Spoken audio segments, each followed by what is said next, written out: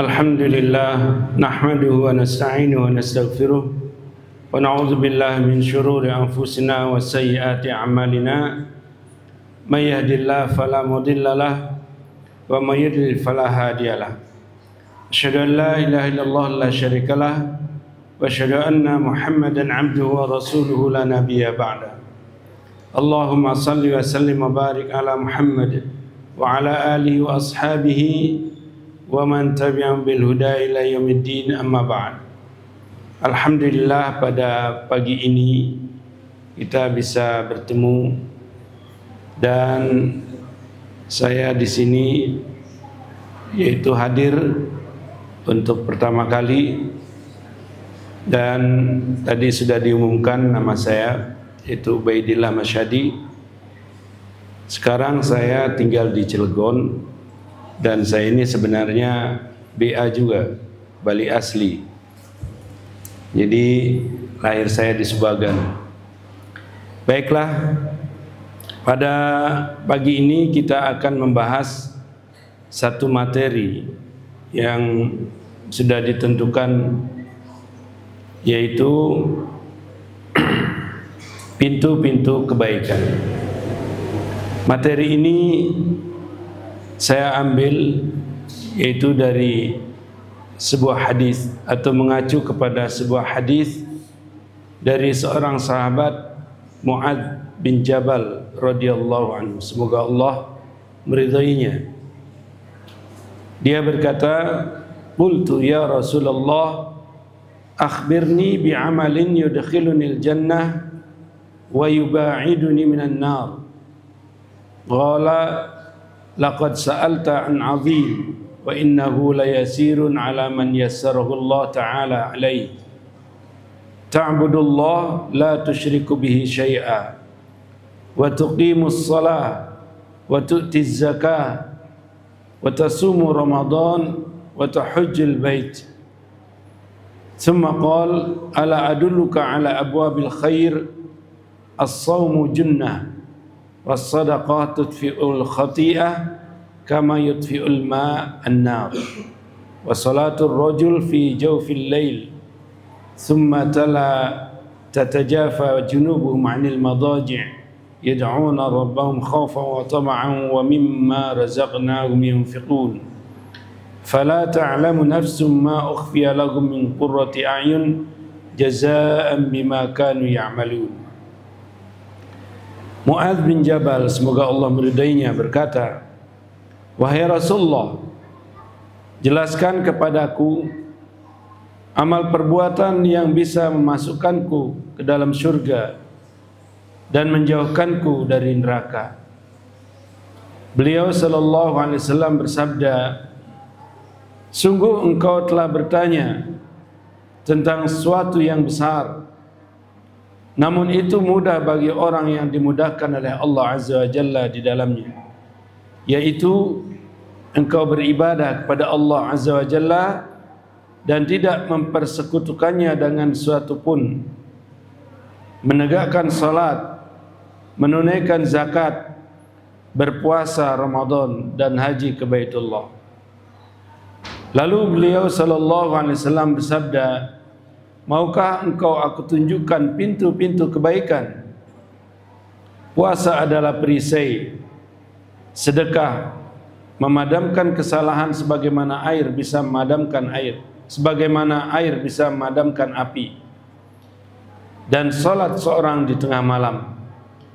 Kemudian beliau sallallahu alaihi wasallam membaca surah As-Sajdah ayat 16 dan 17 yang artinya, kemudian beliau sallallahu alaihi wasallam lambung mereka jauh dari tempat tidurnya. Mereka berdoa kepada Rabbnya dengan rasa takut dan penuh harap, dan mereka menginfakkan sebagian dari rezeki yang kami berikan kepada mereka. Maka tidak seorang pun mengetahui apa yang disembunyikan untuk mereka, yaitu bermacam-macam nikmat yang menyenangkan hati, sebagai balasan terhadap apa yang mereka kerjakan. Hadis ini sahih, diriwayatkan oleh Ahmad, Tirmizi, An-Nasai, Ibnu Majah dan yang lainnya. Hadis yang baru saja kita simak bersama, yaitu berisikan dialog antara Nabi yang mulia, yaitu Nabi Muhammad sallallahu alaihi wasallam dengan seorang sahabat juga yang memiliki kedudukan khusus di sisi Rasulullah sallallahu alaihi wasallam. Artinya bahwa beliau salah satu yang dipercaya untuk menyebarkan dakwah Islam di negeri Yaman. Dia adalah Mu'adz bin Jabal. Dan hadis ini juga memberikan pelajaran kepada kita, hendaknya agar kita semangat bertanya tentang masalah agama kepada ahlinya. Kita sebagai orang yang yaitu dituntut untuk menjadi hamba Allah dengan kualitas yang tinggi, tidak hanya sekedar kita memiliki status sebagai seorang muslim ataupun sebagai umat Nabi Muhammad sallallahu alaihi wasallam, tapi bagaimana kita betul-betul menunjukkan jati diri sebagai umat Nabi Muhammad sallallahu alaihi wasallam, sebagai hamba Allah. Karena itulah kita harus memiliki semangat untuk bertanya tentang perkara-perkara yang berkaitan dengan masalah agama yang sering kita butuhkan. Allah Subhanahu wa taala berfirman di dalam salah satu ayatnya, "Fas'alu ahla dzikri in kuntum la ta'lamun." Maka hendaknya engkau bertanya kepada ahlul zikir. Jadi ahlul zikir di sini maksudnya adalah ahlul ilm, orang yang memiliki kemapanan dalam masalah ilmu agama. Jika engkau tidak mengetahui tentang sesuatu. Nah, kemudian berkaitan dengan Mu'adz ini, dalam riwayat lain disebutkan di mana Mu'adz berkata, "Ya Rasulullah, inni uridu an as'alaka an kalimatin qad amradatni wa asqamatni wa ahraqatni." Qala sal amma syi'ta. Qala akhbirni bi'amalin yudkhilul jannah la as'aluka ghairah. Mu'adz berkata, "Wahai Rasulullah, aku ingin bertanya kepadamu tentang satu kalimat yang telah membuatku sakit, menderita dan sedih." Lalu beliau menjawab, "Tanya saja apa yang engkau inginkan." Maka Mu'adz berkata, "Jelaskan kepadaku tentang satu perbuatan yang bisa memasukkanku ke dalam surga, dan aku tidak bertanya kepadamu selain pertanyaan ini." Sekali lagi ini menunjukkan betapa kuatnya perhatian dan kepedulian Mu'adz bin Jabal radhiyallahu anhu terhadap amal-amal soleh. Dan tentunya amal soleh itu dilakukan harus berdasarkan ilmu yang hak. Ilmu yang hak itu adalah Al-Quran dan As-Sunnah. Tidak cukup cuma sekedar kita semangat melakukannya. Jadi kita memiliki semangat melakukan satu kebaikan, namun kita malas bertanya tentang bagaimana cara melakukan kebaikan tersebut. Nah, di dalamnya juga terdapat dalil bahwa amal soleh menjadi penyebab seseorang masuk ke dalam surga. Ya, sebagaimana dikatakan oleh seorang ulama, fi hadzal hadis dalilun ala annal a'mal sababun lidukhulil jannah. Di dalam hadis ini memberikan faedah kepada kita, yaitu bahwa amalan-amal, yaitu amal-amal soleh adalah penyebab memasuki surganya Allah Subhanahu wa taala. Dan apabila kita kaji ayat-ayat Al-Quran ataupun hadis-hadis Nabi, banyak sekali ayat yang menguatkan pernyataan tadi. Di antaranya adalah firman Allah Subhanahu wa taala di dalam surah Az-Zukhruf ayat 72. Wa tilkal jannatul lati uristumuha bima kuntum ta'malun. Dan itulah surga yang diwariskan kepadamu disebabkan amal perbuatan yang telah kamu kerjakan. Juga di dalam firman Allah yang lainnya, yaitu dalam surah An-Nahl ayat 32. Alladzina tatawaffahumul malaikatu thayyibina yaquluna salamun alaikum udkhulul jannah bima kuntum ta'malun. Yaitu orang-orang yang diwafatkan dalam keadaan baik oleh para malaikat dengan mengatakan kepada mereka, salamun alaikum, kedamaian menyertaimu, masuklah kamu ke dalam surga itu disebabkan apa yang telah kamu kerjakan. Artinya ketika hidup di dunia. Lantas bagaimana dengan sabda Rasulullah sallallahu alaihi wasallam? Jadi bisa jadi orang yang yaitu mendengarkan kalimat tersebut terkena syubhat, ya, atau salah memahami hadis Nabi sallallahu alaihi wasallam bahwa seseorang masuk surga bukan karena amalnya, akan tetapi karena rahmat Allah Subhanahu wa taala,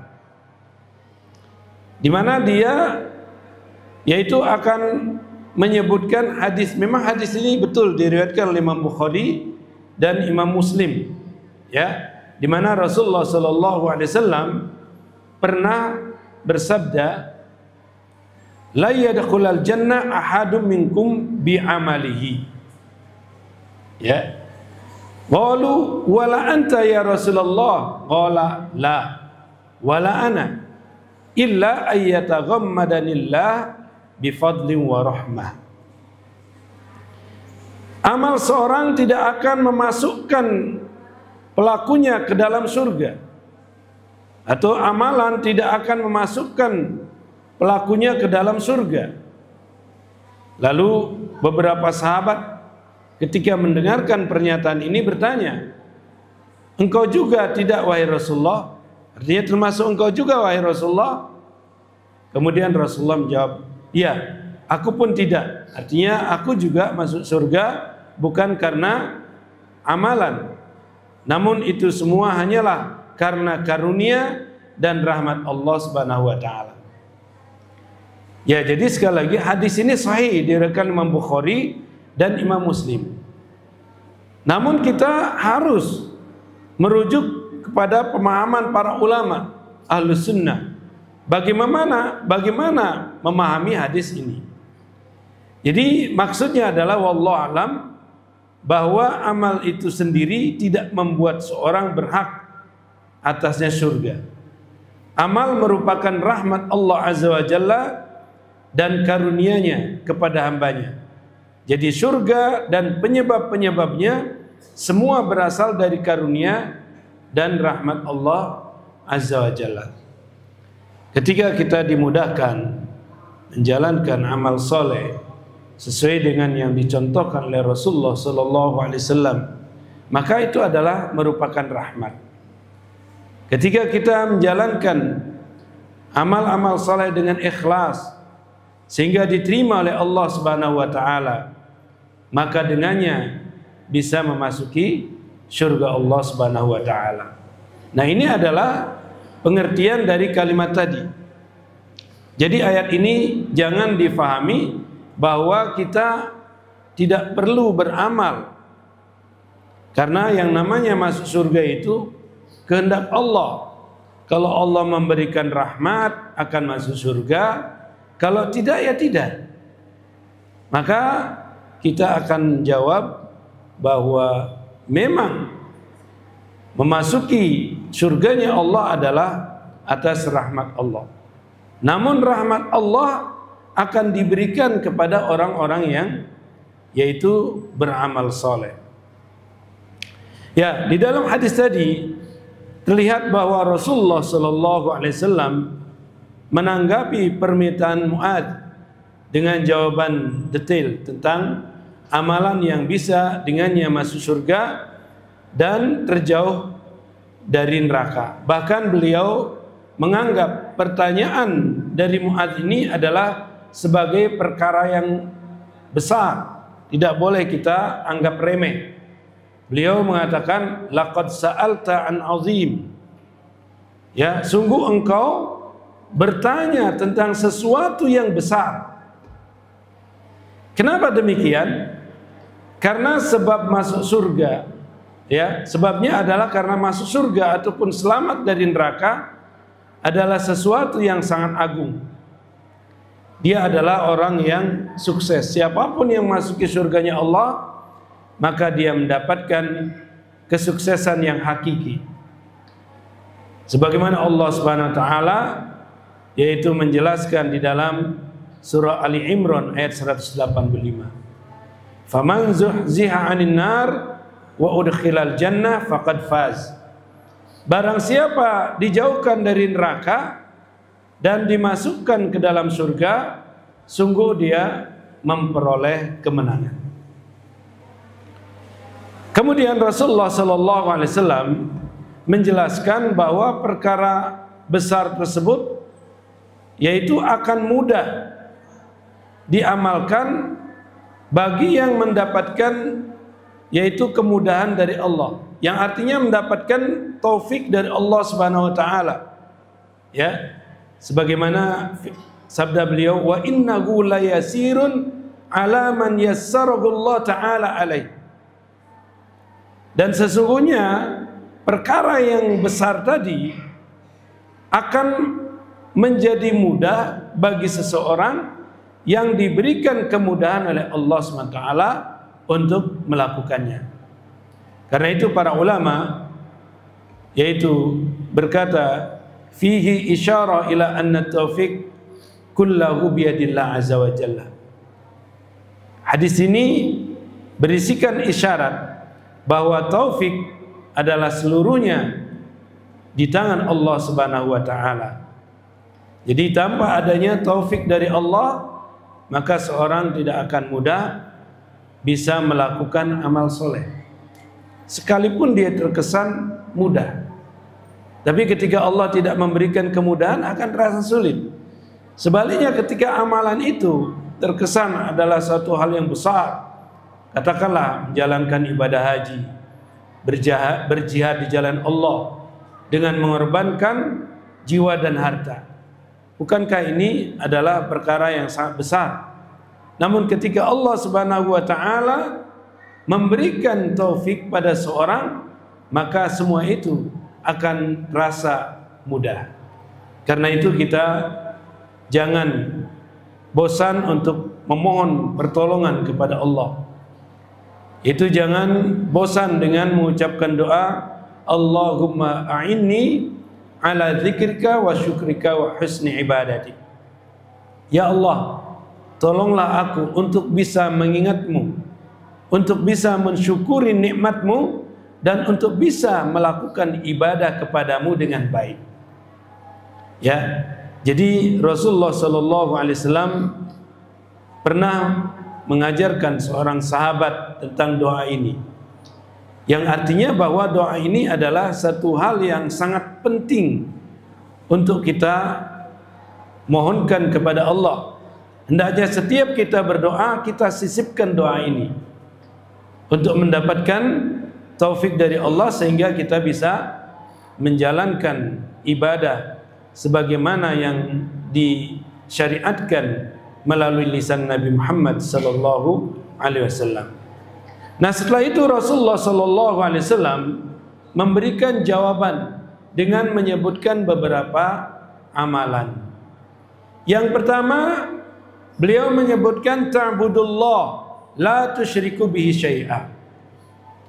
Engkau beribadah kepada Allah dan tidak berbuat syirik walaupun sedikit, tidak menyekutukan dengan Allah walaupun sesuatu yang kecil.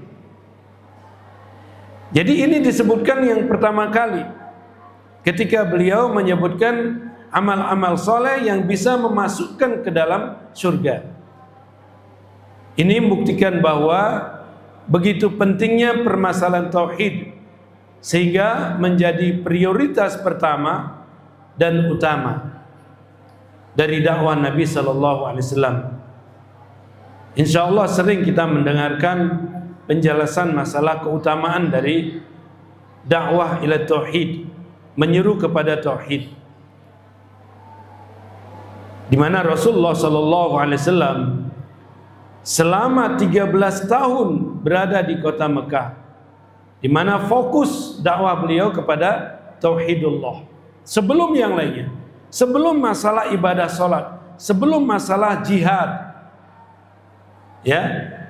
Jadi beliau yaitu memfokuskan pertama kali ibadatullah wahdah, beribadah kepada Allah Subhanahu wa taala satu-satunya. Dan tentang bahayanya syirik juga disebutkan di banyak ayat.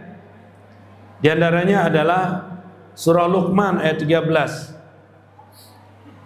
Ayat ini berisi nasihat seorang ayah yang bernama Luqman, yang begitu besar kecintaannya kepada anaknya, di mana dia menunjukkan kecintaan kepada anaknya dengan memberikan nasihat.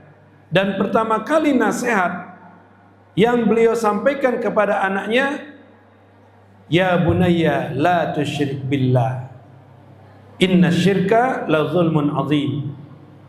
Wahai anakku, janganlah engkau menyekutukan Allah, sesungguhnya perbuatan syirik itu adalah benar-benar kezaliman yang sangat besar. Juga di dalam surah An-Nisa ayat 48, wa man yusyrik billah faqad iftara isman aziman. Barang siapa yang mempersekutukan Allah, maka sungguh ia telah berbuat dosa yang besar. Nah, khususnya tentang syirik besar, bisa menggugurkan seluruh amalan atau seluruh pahala dari amal-amal saleh. Sebagaimana Allah berfirman, ya, la in asyrakta la yahbatunna amaluka wa la takunanna minal khasirin. Kalau kamu berbuat syirik, maka gugurlah seluruh kebaikan-kebaikanmu. Apa artinya gugur? Tidak tersisa. Ketika seorang umpamanya dia ya menyumbang tiap hari jutaan atau mungkin miliaran karena dia adalah miliarder, atau seorang yang dia itu melakukan kebaikan-kebaikan yang lainnya, membantu orang yang terkena musibah baik dengan tenaga maupun harta, katakanlah dia melakukannya dengan tulus, tapi semua itu tidak akan berarti manakala dia melakukan syirik besar. La in asyrakta, dan jika kamu melakukan kesyirikan, ya, berbuat syirik, la yahbatanna amalu, maka gugurlah seluruh pahala-pahala dari perbuatan, ya, dan engkau termasuk orang yang merugi. Wala takunanna minal khasirin, sungguh engkau akan menjadi orang yang merugi. Yaitu di mana? Ketika di dalam surga. Kemana orang yang merugi itu? Apakah ke surga? Yaitu ke neraka. Jadi di neraka, di akhirat nanti, ya, maksudnya di akhirat nanti dia akan termasuk orang yang merugi. Dia akan memasuki neraka. Ya. Kemudian yang kedua, beliau menyebutkan yaitu iqamatus shalah, tentang menegakkan salat. Dalam hal ini adalah salat 5 waktu. Dan menegakkan salat ada 2 macam, sebagaimana yang dikatakan oleh Syekh Shalih Al-Fauzan di dalam sebuah kitab yang berjudul Durusun minal Qur'anil Azim. Jadi beliau mengatakan bahwa iqamatus shalah, menegakkan salat itu ada dua hal. Yang pertama adalah menegakkannya secara lahir, ya, yaitu menegakkan secara lahir di mana dia sholat pada waktunya. Innas salata kanat 'alal mu'minina kitaban mawquta. Sesungguhnya salat itu adalah satu amalan yang diwajibkan atas kaum mukminin pada waktu yang sudah ditentukan. Ya, sebagaimana yang sudah kita fahami, ya. Di mana tiap hari kita melakukan ibadah salat, salat isya, subuh, maghrib, yaitu pada waktu-waktu yang sudah ditentukan. Kemudian juga bersih dari hadas. Artinya dia kalau ya hadas kecil dia harus berwudu, kalau hadas besar dia harus mandi dulu. Nah, ini adalah penegakan secara lahir. Termasuk juga menghadap kiblat. Ya, kecuali dalam kondisi yang tidak mungkin dia bisa melakukannya, seperti dalam kendaraan. Kemudian juga termasuk diantaranya adalah ittiba kepada Rasulullah Sallallahu Alaihi Wasallam. Bagaimana cara sholat? Nah, itu adalah penegakan secara yaitu zahir atau lahir. Kemudian yang kedua adalah menegakkan sholat secara batin, yaitu dengan menjaga kekhusyuan. Ketika kita sholat, hati kita ini hadir. Ya, nah salah satu kiat supaya kita ini bisa mudah khusyuk menjalankan ibadah salat yaitu tumakninah. Apa artinya tumakninah? Ketika kita melakukan satu rukun, kita melakukannya dengan sempurna. Saat ruku kita benar-benar posisi ruku benar, baru kita membaca doa, lalu i'tidal. Sudah benar i'tidal kita membaca doa atau bacaan, kemudian kita sujud. Sudah benar sujud kita, baru kita melakukan bacaan. Nah, ini tentunya ya dalam kajian fikih. Nah, ini adalah tumakninah. Apabila seseorang tidak tumakninah dalam menjalankan sholat, maka tidak dianggap sholatnya itu. Sebagaimana yang pernah terjadi di zaman Nabi Shallallahu Alaihi Wasallam. Jadi ada seorang lelaki diperhatikan sholatnya oleh Nabi Shallallahu Alaihi Wasallam. Selesai laki-laki ini menjalankan sholat, menemui Rasulullah, kemudian Rasulullah mengatakan, sholatlah kamu tidak sholat. Gitu. Bayangkan, padahal Rasulullah melihat orang itu ya selesai sholat, tapi Rasulullah mengatakan, sholatlah kamu tidak sholat. Artinya sholat yang tadi itu nggak sah, tidak dianggap sampai 3 kali. Maka kemudian laki-laki ini berkata, wahai Rasulullah, aku tidak bisa sholat lebih baik dari ini, maka ajarkan.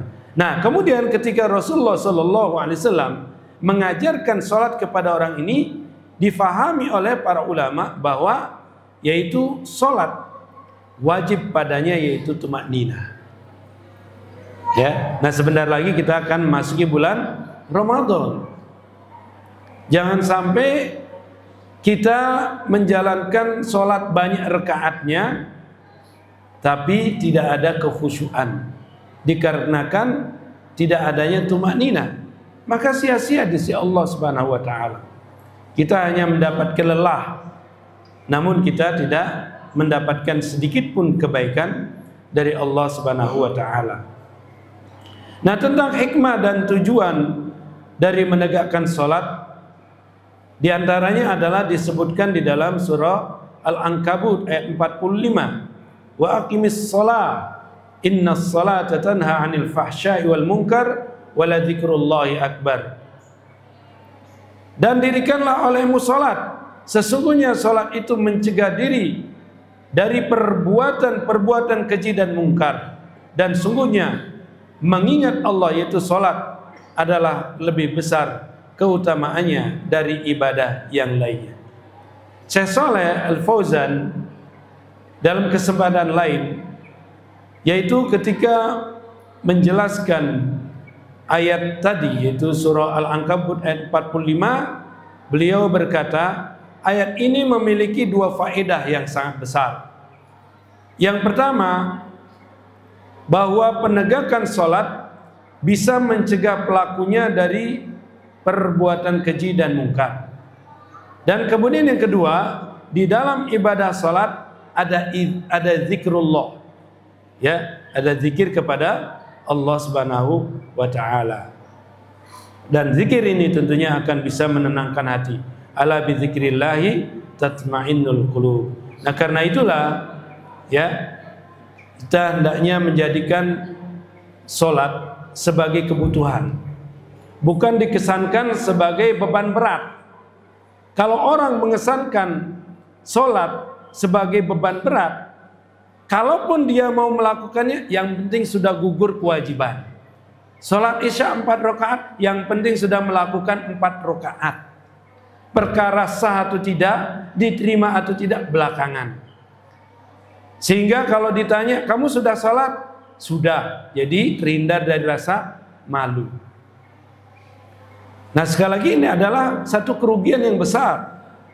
Ya, hendaknya kita betul-betul menjadikan salat sebagai kebutuhan, sehingga kita akan ikhlas melakukannya. Kita akan melakukannya dengan sungguh-sungguh, berusaha supaya salat kita ini benar.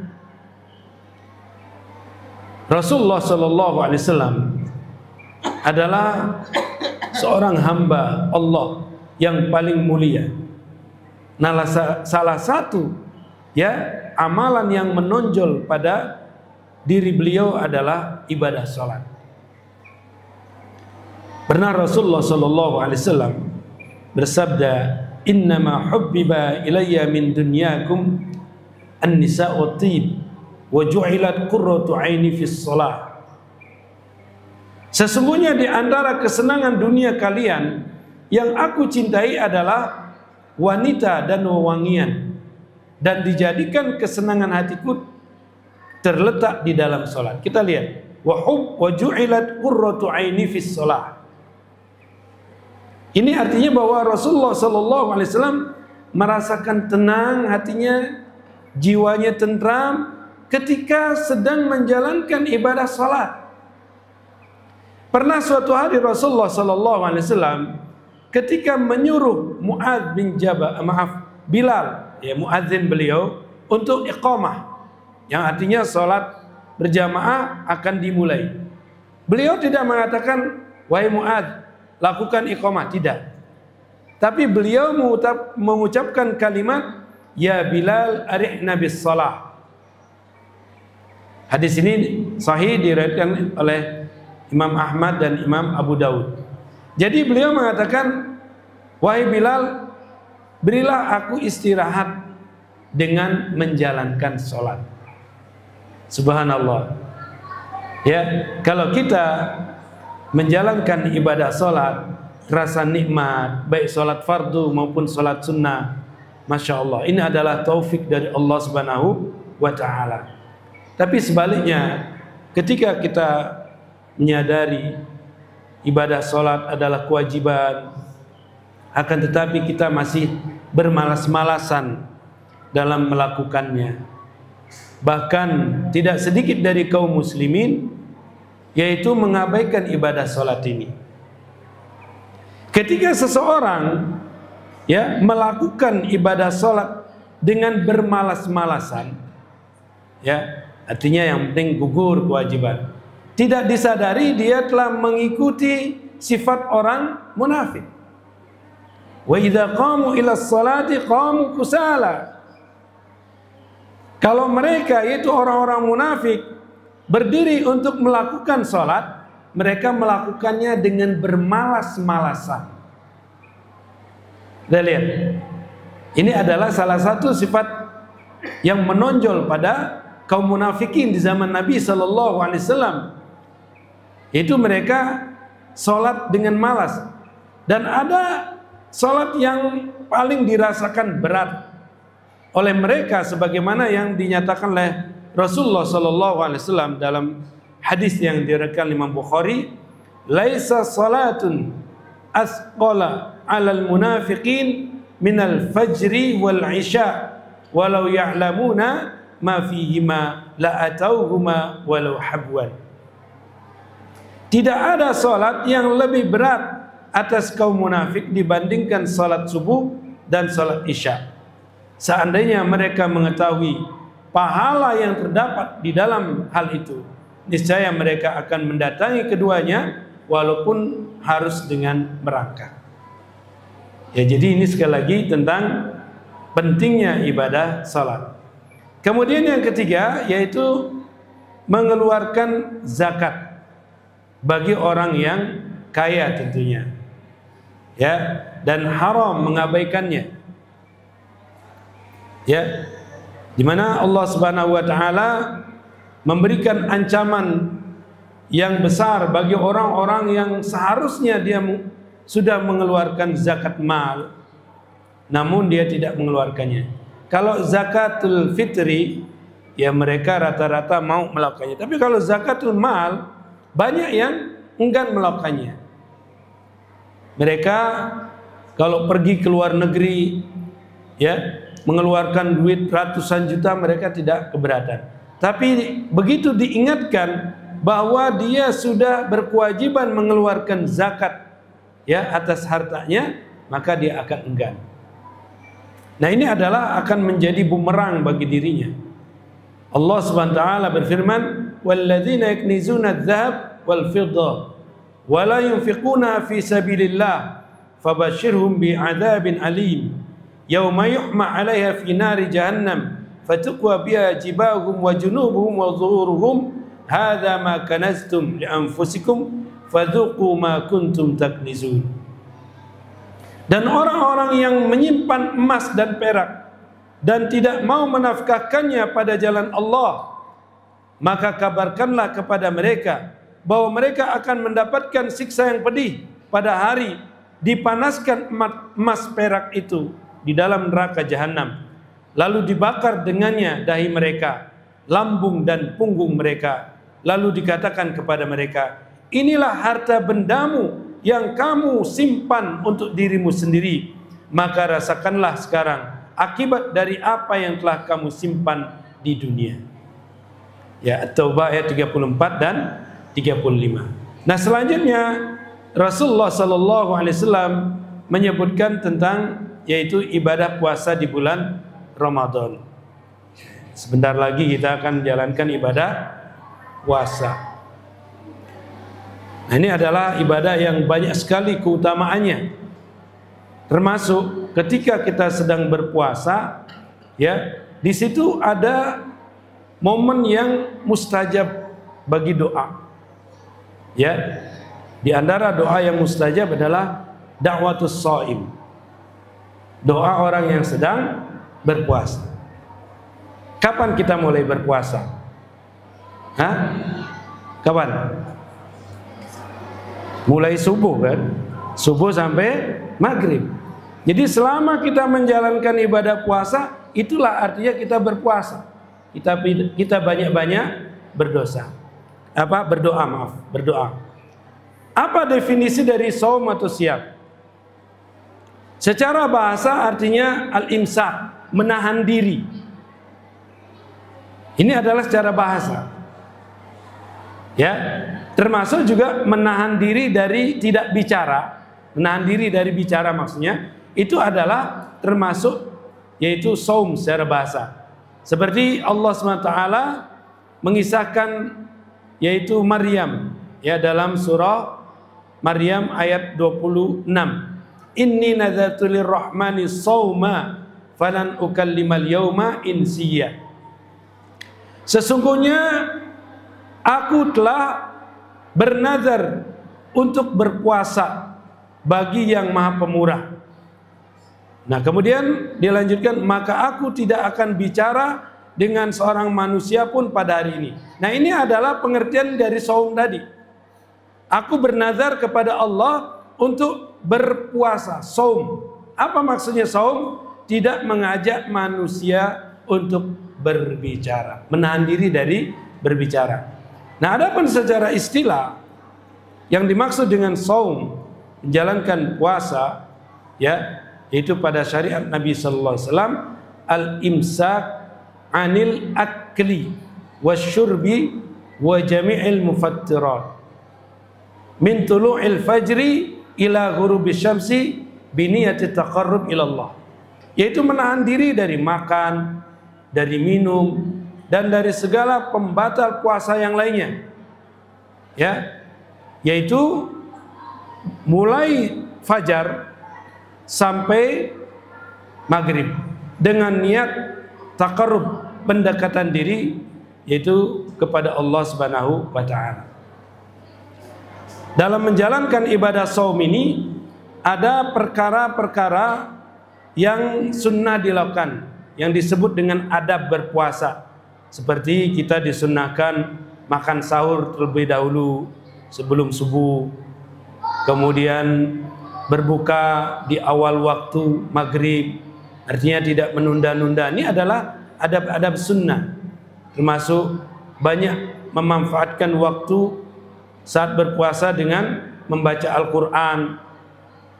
Dan ada perkara-perkara yang wajib dijauhi, ya, yaitu menjauhkan diri dari pembatal puasa dan perusak pahala puasa. Kalau pembatal puasa itu kan kita sudah paham ya, makan, minum, ya, atau berhubungan badan laki-laki dengan wanita, dan beberapa hal yang lainnya sebagaimana yang dijelaskan di buku fikih. Nah, ada pula perkara-perkara yang bisa merusak dari pahala ibadah puasa. Ini yang terkadang kita tidak sadari. Kita berpuasa menahan diri dari pembatal puasa, namun kita melakukan hal-hal yang bisa membatalkan pahala dari ibadah puasa. Contohnya apa? Debat kusir, ya, atau berteriak.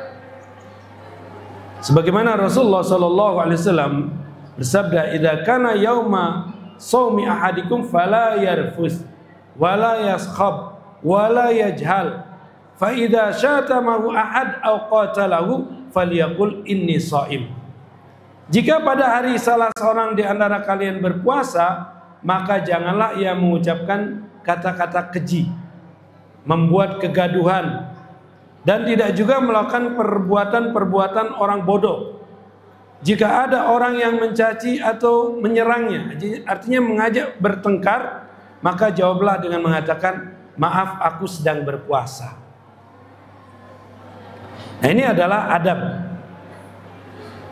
Nah, kemudian yang berikutnya adalah beliau menyebutkan, yaitu melakukan ibadah haji saat terpenuhi syarat dan kewajibannya, itu ke Baitullah. Ya, ini insya Allah bisa antum pelajari dari kajian fikih, ya, baik tentang yaitu kaifiyah, cara menjalankan ibadah haji, ataupun adab dan keutamaannya. Nah, setelah itu Rasulullah SAW menjelaskan tentang pintu-pintu kebaikan yang umumnya berisi amal-amal soleh. Rasulullah mengatakan, "Ala adulluka ala abwabil khair." Maukah aku tunjukkan kepadamu pintu-pintu kebaikan? Nah, di sini Rasulullah menyebutkan as-shaumu junnah. Puasa itu adalah perisai. As-sadaqatu tudfi'ul khati'ah kama yudfi'ul ma'an nar. Sedekah bisa memadamkan kesalahan sebagaimana air memadamkan api. Wa shalatur rajul fi jawfil lail, dan salat seorang di pertengahan malam atau di sepertiga malam yang terakhir. Nah, yang dimaksud di sini adalah salat tahajud. Nah, tentang yaitu puasa di sini disebutkan, yaitu hikmah dari puasa adalah sebagai junnah, artinya perisai, di mana dia menjadi perisai untuk membentengi diri dari perbuatan tercela, ya, seperti ghibah dan yang lainnya. Sebagaimana hadis tadi yang kita simak, ya. Seorang ulama bernama Ibnu Munkadir rahimahullah pernah berkata, jika orang berpuasa melakukan ghibah, maka puasanya menjadi robek. Jika ia beristighfar, ia menambalnya. Ya. Nah, jadi Puasa ini menjadi perisai bagi seseorang dari melakukan perkataan yang keji, perbuatan yang keji, dan juga menjadi yaitu perisai dari perilaku seks yang terlarang. Pernah Rasulullah SAW memberikan nasihat kepada para pemuda, ya ma'syarus syabab, wahai para pemuda, man istata'a minkumul ba'ah falyatazawwaj. Siapa di antara kalian sudah yang mampu untuk berpuasa, segeralah berpuasa. Fa innahu aghaddu lil basar wa ahsanu lil faraj. Ya, karena dengan menikah maka dia lebih bisa menundukkan pandangan dan lebih bisa menjaga kemaluannya. Artinya dari perbuatan zina. Siapa yang tidak mampu, ya, wa malam yastati, maka hendaklah dia berpuasa. Hendaklah dia berpuasa. Fa innahu lahu wija. Karena dengan berpuasa ini akan menjadi tameng bagi dirinya. Artinya mencegah dia dari perbuatan yaitu maksiat atau yang dikenal dengan zina dan sejenisnya. Nah, kemudian tentang sedekah. Yang dimaksud sedekah di sini adalah secara umum, termasuk adalah sedekah sunnah. Ya, sedekah ini atau yang sifatnya sunnah beda dengan zakat. Kalau zakat itu ada ketentuan-ketentuannya. Kalau sedekah, di mana tidak dibatasi jenis yang disedekahkan. Boleh kita dengan uang cash, boleh kita dengan barang yang bermanfaat. Seperti umpamanya menyedekahkan motor untuk inventaris yayasan Islam atau pondok pesantren atau masjid, ya, atau hal-hal yang lainnya yang bermanfaat bagi umat Islam. Ya, nah ini adalah yaitu sedekah. Kemudian juga kadarnya tidak ditentukan. Berapapun kita mampu melakukannya walaupun terkesan sedikit. Umpamanya sekedar 2.000, maka kita lakukan. Ittaqun nar walau bisyikki tamrah. Kita lihat nasihat Rasulullah SAW. Ya, takutlah engkau dari api neraka walaupun dengan cara bersedekah dengan setengah butir kurma. Artinya bagi yang tidak mampu bersedekah kecuali dengan nominal yang sedikit, lakukan. Nah, ini adalah sedekah sunnah. Kalau kita tidak ditakdirkan menjadi orang kaya dan tidak pernah menjadi orang kaya, bukan berarti tidak ada kesempatan untuk bersedekah. Jadi kewajiban bagi orang yang kaya itu adalah zakat, namun sedekah ini bagi siapapun bisa melakukannya, termasuk dari mereka yang belum tergolong aghnia. Nah, sedekah ini bisa dengan terang-terangan dan bisa dengan sembunyi-sembunyi. Mana lebih baik? Yaitu dilakukan dengan sembunyi-sembunyi. Sebagaimana Allah SWT berfirman dalam surah Al-Baqarah ayat 271, in tubdus sadaqati fa ni'immahi wa in tukhfuha wa tu'tuhal fuqara fa huwa khairul lakum wa yukaffiru ankum min sayyi'atikum wallahu bima ta'maluna khabir.